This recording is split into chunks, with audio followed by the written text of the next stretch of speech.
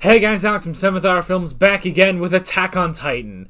Last time on Attack on Titan we had sunset. Let's see. Annie is awake and she talked with Hitch and she explained her backstory and yeah, they are off somewhere. Maybe to Shiganshina. Who knows? But yeah, they're out there. Flock was being a tool and was like, and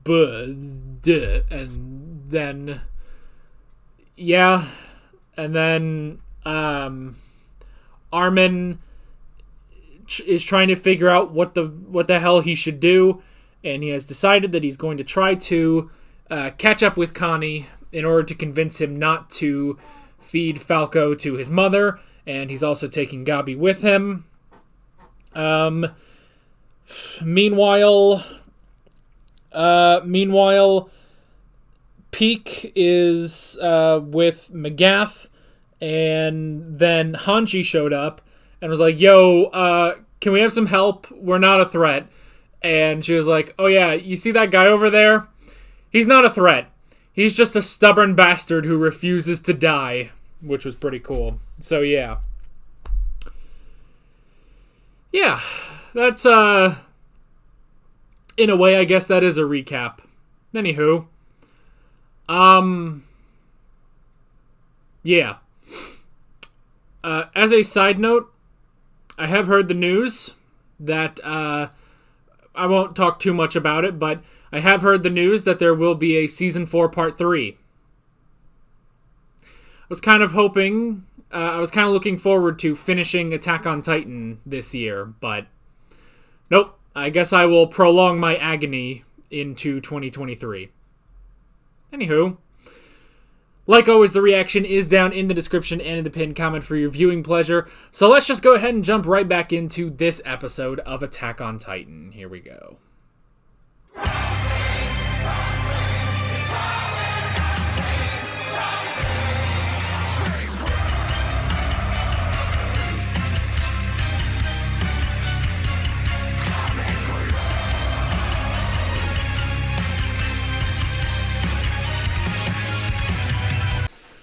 Oh, ladies and gentlemen, there is hope in my heart. Oh my god, we're friends again. We're friends. Armin, Mikasa, Jean, Connie, Reina, Annie, Peak, Levi, Hanji, Yelena, Onyon Capone, even fucking Magath. I'll fucking take it, you know? Holy shit. Gabi, Falco. Oh, I will take it so fucking hard. Let's go kill the Jaegers. Let's fuck them up.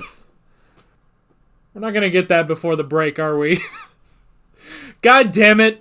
Now, I'm probably going to have to wait until 2023 to see those damn Jaegers get their asses kicked. Oh, but it's so good. It's so good. We're friends. It, like, even more so, like, we're back to Season 1, like, early Season 1. Before Annie went off to the MPs and then was a fucking traitor. Except now we also have the Titans on our side. We have 5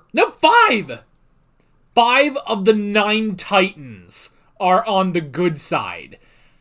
When was the last... That's the most Titans we've had on the good side ever. Because we have Falco as the Jaw Titan, Armin as the Colossal Titan, Reina as the Armored Titan, Annie as the Female Titan, and Peak as the Cart Titan. That's 5 fucking Titans. It's essentially a rebellion of the 9. A civil war within the 9, because we're all gonna go fuck up the Founding Titan. Yeah, because the other 4 of the 9 Titans, you've got the Beast Titan, who right now, I'm just going to assume he's just like in a cage or something. Zeke is kind of not a part of this fight at the moment. And even if he was, I think he would join us at this point to stop Eren, you know? And then the other 3 Titans are all in one body. The Founding Titan, the Attack Titan, and the Warhammer Titan are all in those. They're all in the same body.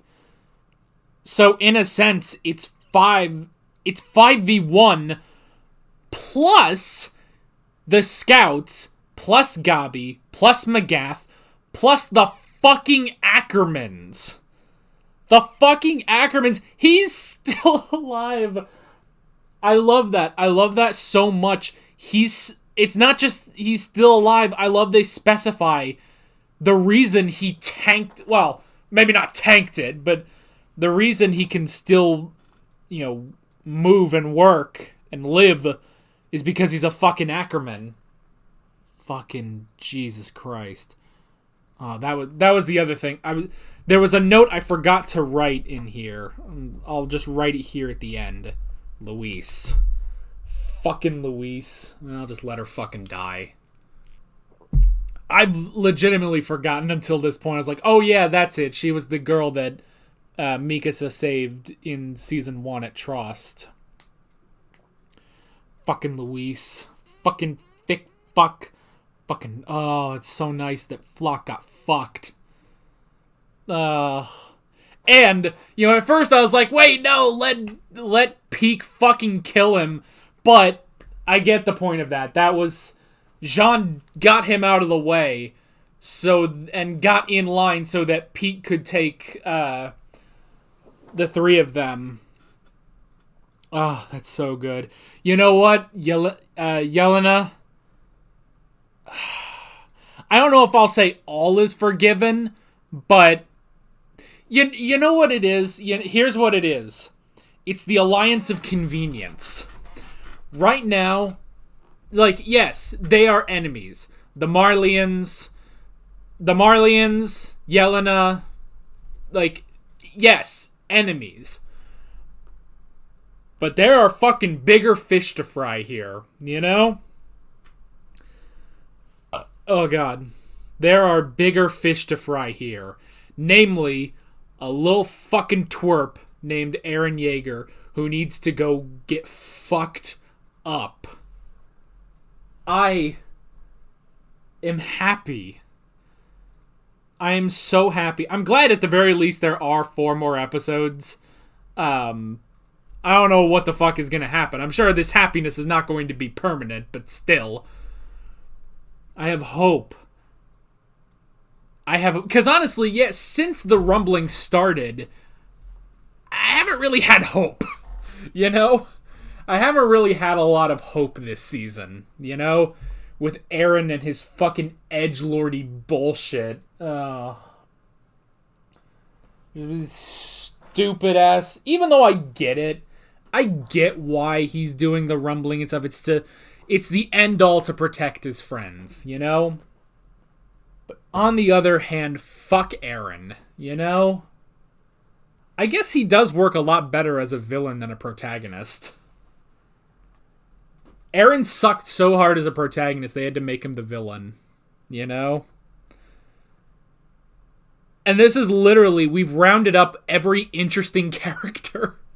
With the exception of Hitch. God damn it, why can't we take Hitch, Oh, well. At the very least, that means Hitch should be alright, I don't know who the fuck is gonna, I get the feeling that when all is said and done, the team is not going to be, the team is not going to remain the same. I get the feeling we're going to get some final season casualties in trying to stop Eren, But I'm at least hopeful. So I guess... So where was that where they met up with Annie? That must have been Shiganshina. Because where else? Because Ragako Village... Or no. Ragako Village is still within Wall Rose, I think. Yeah, because the only reason Ragako Village was attacked was because Zeke was human and he didn't destroy the walls. He just, he climbed it, basically, as the Beast Titan. Yeah, that's it. So Ragako Village is still within Wall Rose. So it was either Trust or Shiganshina where they met Annie, you know? Either way, I would assume... No, because at that last shot, or at that last moment in Shiganshina, that was in Shiganshina and all the Titans were gone. So all of the Colossal Titans have passed Shiganshina, and they are now away from any of the cities. Okay.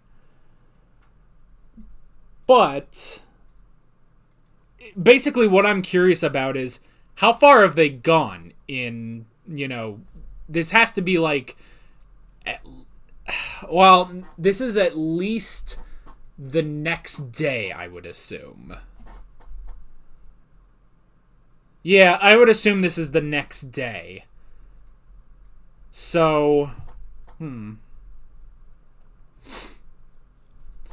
This is at least the next day, so how far have those Colossal Titans gotten in that amount of time? I mean, have they even reached the sea yet, and even if they reach the sea, how long is it going to take them to cross the sea and start trampling Marley? Marley's the first nation is the first nation that will be attacked, because it neighbors Paradis. So how far have they gone? Basically what I'm wondering is how far are these Colossal Titans going to get, I don't know. Ooh, and here's an interesting thought. So I imagine, because there's 1 million of them... Oh, hang on, I've had like 8 ideas. Okay. Because there's 1 million of them, I don't suspect that we're going to, let's start churning through those numbers and stuff. So I imagine the goal is kill the Founding Titan and then, Vesa broken, all the Colossal Titans are done. And they have 5 Titans that could eat Eren if they need to, steal the Founding Titan, and if that's how it needs to be done. I would imagine that if they have to, they basically have to go through... They have to pass by 1 million Colossal Titans in order to get to Eren. But I would imagine the Colossal Titans are not going to actively attack them, because they are set on a goal. It's the same thing when Levi made his way over to Zeke at Shiganshina in Season 3. None of those Titans actually attacked him, because they had their orders to stay there. So he just zoomed by, cut them all, and then attacked Zeke. It was only after Zeke got his ass whooped, because the Jaeger boys are fucking worthless, then he, ordered them to attack, and they did. The next thought I had was, there's 1 million Colossal Titans that are walking. What if the plan is Armin transforms into the Colossal Titan, Krispy Kreme, and then they all somehow take refuge in him? Somehow. I don't know how. But they all basically, get on him, and then he just, walks through, tries to get ahead of the crowd and make it to Eren. Oh my god, that would be so funny. He basically has to just sneak through, I'm one of you guys. Here we go. And he just beelines it through them. Oh my god, that would be so funny. I can just imagine, Jean being like, Armin, just walk casually, Oh my god, I don't know if that's gonna happen, but god, that would be so funny. To just sneak through. You're one of them. You can easily pass as one of them. Like, can they look at Armin and be like, oh, now wait a minute, I don't think you're one of us, you know? Oh my god, that would be so funny. I want this to, maybe that's one thing, is I want this to get, like, really stupid all of a sudden. I don't know why. God, that would be funny. That'd be so fucking funny. Ugh. Okay. Levi is alive. Levi's fucking alive. I'm so happy for that. And, yeah, stitched up. Which, Hanji, time to praise Hanji's skills. That, I don't know how many soldiers would be able to patch him up like that. But she completely patched him up. And then I love when they're talking to Peak and McGath. And Peak is like, wow, you know a lot about Titans, actually. It's like, you know more than the boys back in Marley. And it's like, fucking yes! Fucking yes! Like, let me see, what exactly was that part again? And I do like that when Levi says, you shoot me or hear me out. The choice is yours. And McGath, I think he's looking at this situation like, we're in fucking hell. I can't just shoot him, And they acknowledge his skill too. The only man to go toe to toe with one of the 9, just as a person. I love that too because it sounds like, oh yeah, he's, it was a hard fought fight, but he's able to beat one of the 9. It's like, yeah, but it was an ass whooping. Like, it wasn't like it was a fucking challenge for him. And then, yeah, McGath is like, well, I'll shoot you later. It's like, he knows this is not the time. McGath knows the true enemy. I never would have guessed that you would be this knowledgeable about Titans, Hanji. You know more than Marley's guys.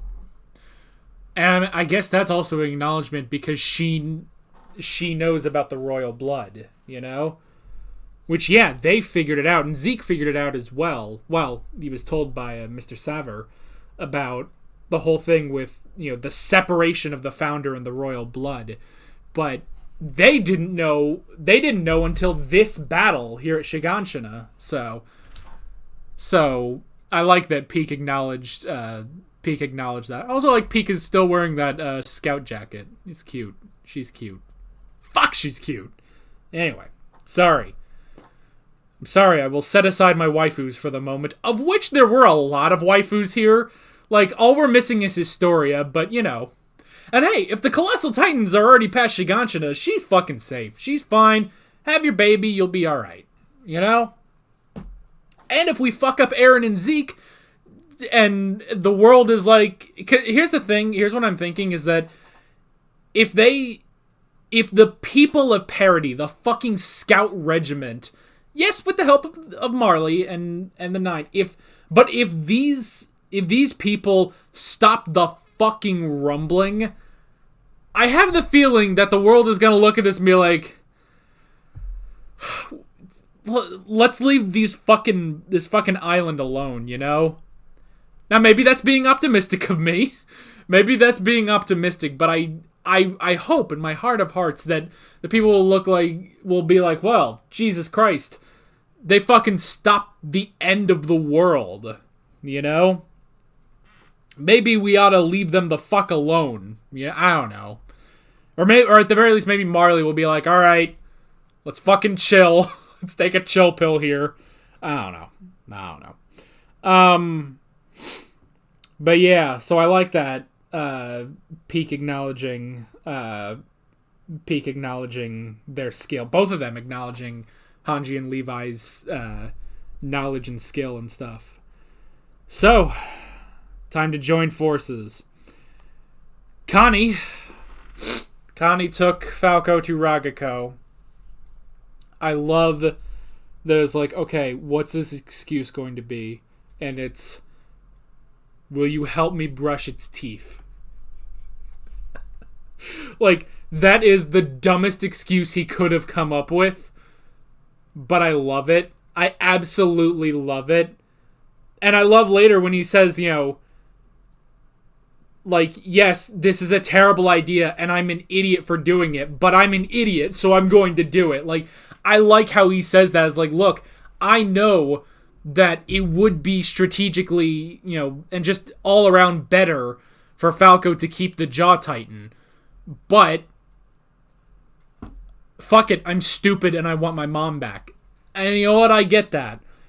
And then fucking Armin, when he says he can't fill Commander Ervin's shoes, this is some shit he probably would have done, Well, I would imagine he would have been able to convince him, but this was a fucking daredevil move right here, where Armin was literally about to sacrifice himself to save Connie's mother, but Connie wouldn't let that happen, so he saved Armin, and I like that.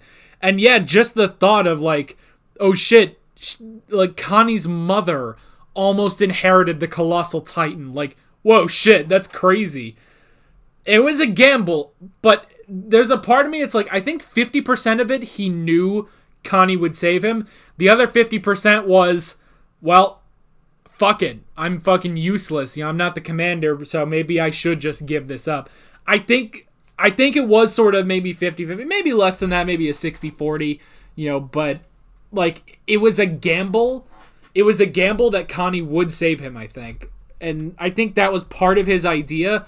But at the same time, I mean, Armin, he's been feeling inadequate, So, I don't know. But yeah, and then I like that moment where they were talking, just, where he's like, my mother wanted me to be a great soldier, and here I am, right in front of her eyes. I was about to murder a child for her, And I like how he says, I want to be a soldier my mother would be proud of. That was a really good moment. So I just wrote down, get good. Time for the two of them to get good. Connie needs to be the soldier that his mother thinks he is, and Armin needs to, step up to the commander. I would love what if Erwin got the Colossal Titan, because this shit would look a whole lot different, I would be curious to, because, with everything of Commander Erwin, he's a devil, he takes the risks that no one else takes and stuff. I want to believe, you guys may disagree with me and that's fine. I want to believe that Commander Erwin would draw the line at the rumbling. Like the full rumbling, Now, I could see him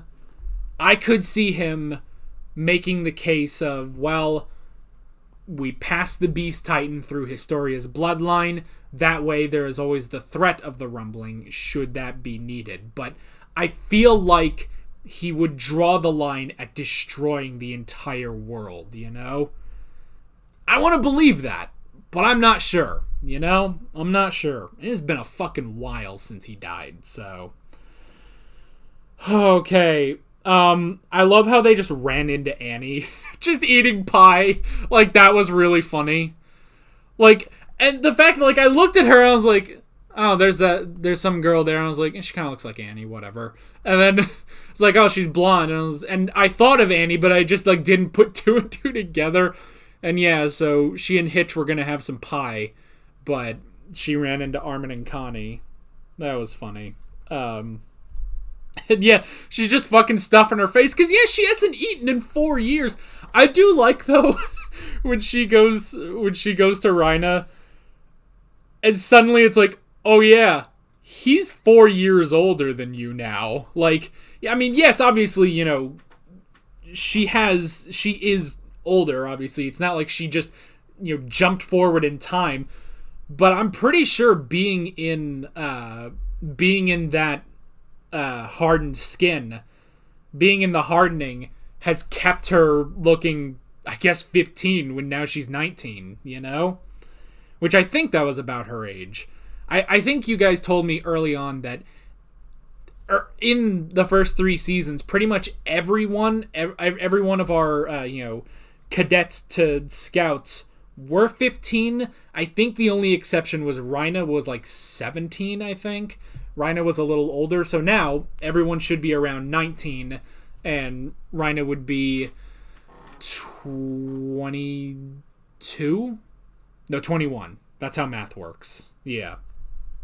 But I mean, yeah, Annie, I mean, yeah, she's 19, but she looks 15. So, she hasn't aged. But then again, when she was 15, I said she looked 19, you know?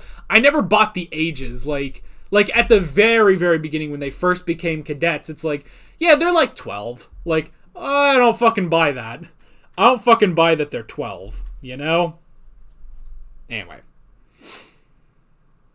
But yeah, they had pie. It was just a fun, cute Annie moment. Which is strange. We don't really get a lot of cute Annie moments, but we did. We got a cute Annie moment in the middle of the fucking rumbling.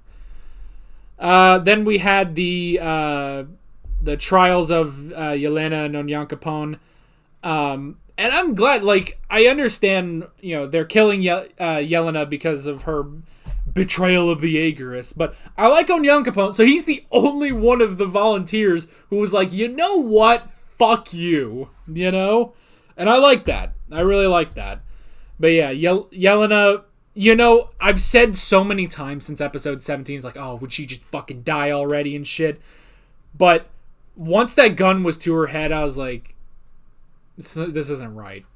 Also, I think the dog got up, so I'm gonna go check on him real quick. Alright, I'm back. So, yeah, when it's Flock, I don't care, you know? And maybe, like, I guess I'm not really in a camp of, like, I'm ready for Yelena to fucking die now, because, like, she's already fucked up, you know?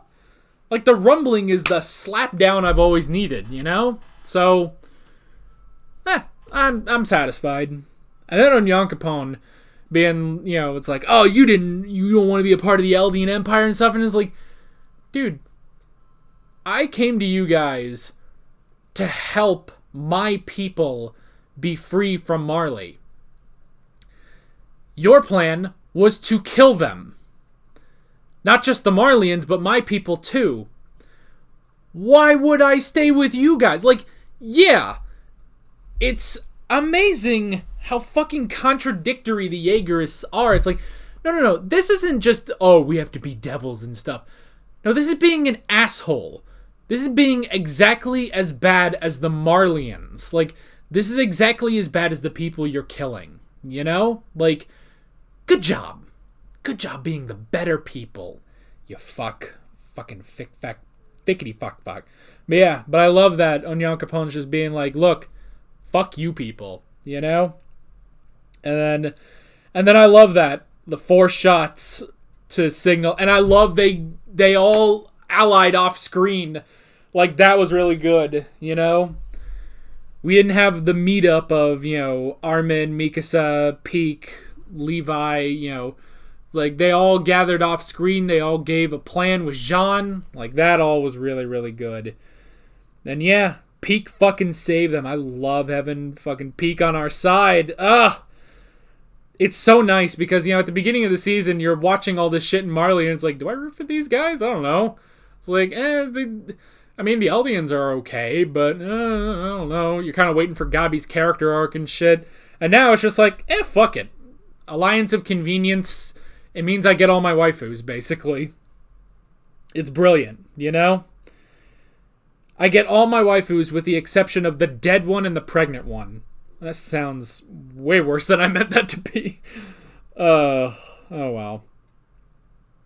And yeah, Alliance.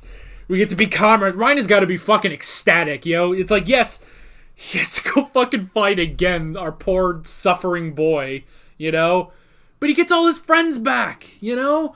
And he's kind of been out of friends for years. Like, he lost Annie, and then he lost Bertolt, and, like, he lost Annie, then he lost all of his comrades, then he lost Bertolt, and then he went back and had to deal with fucking Galliard giving him shit all the time.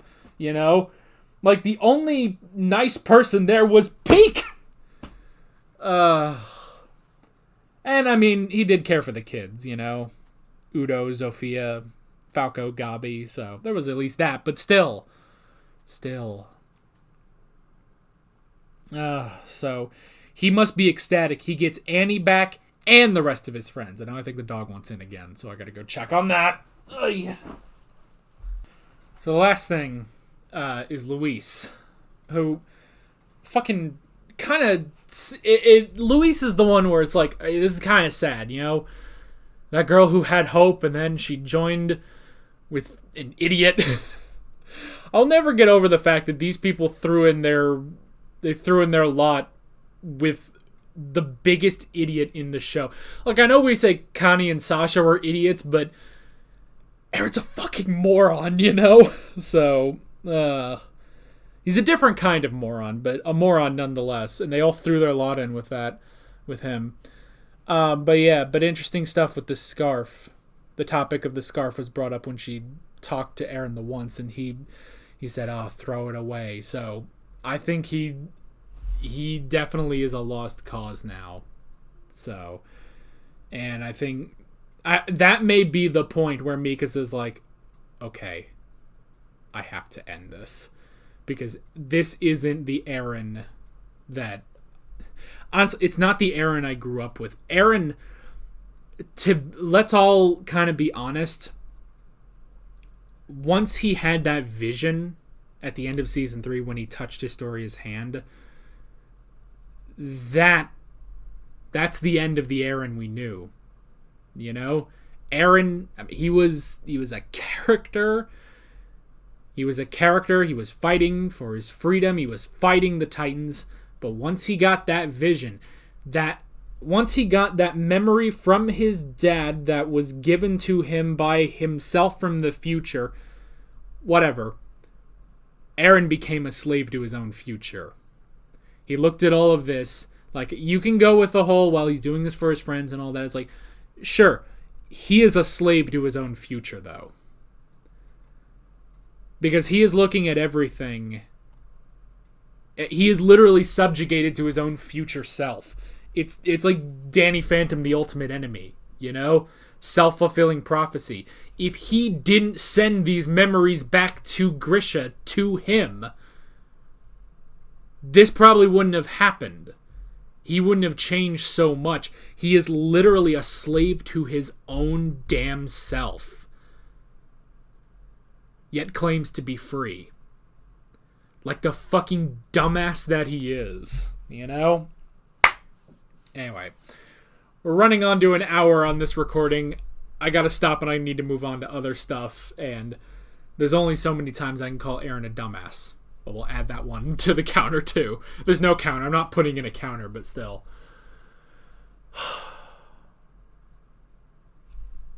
We have an alliance. Alliance of convenience. I have hope in my heart. And we have 4 more episodes before the break. Because we have to have a fucking break. Because when they started this, they thought they could get through the rest of the manga within a season. But I guarantee you they started and it's like, alright, this is the final season. And then they got through and it's like, shit, this is going to have to be a really long fucking season now. Because we can't stop it and we can't call it season 5. We call it the final season, you know? Great job. Great job there. Anyway. That is pretty much it. With all that being said, I'm Alex from 7th Hour Films, and I will see you guys next time. Take care.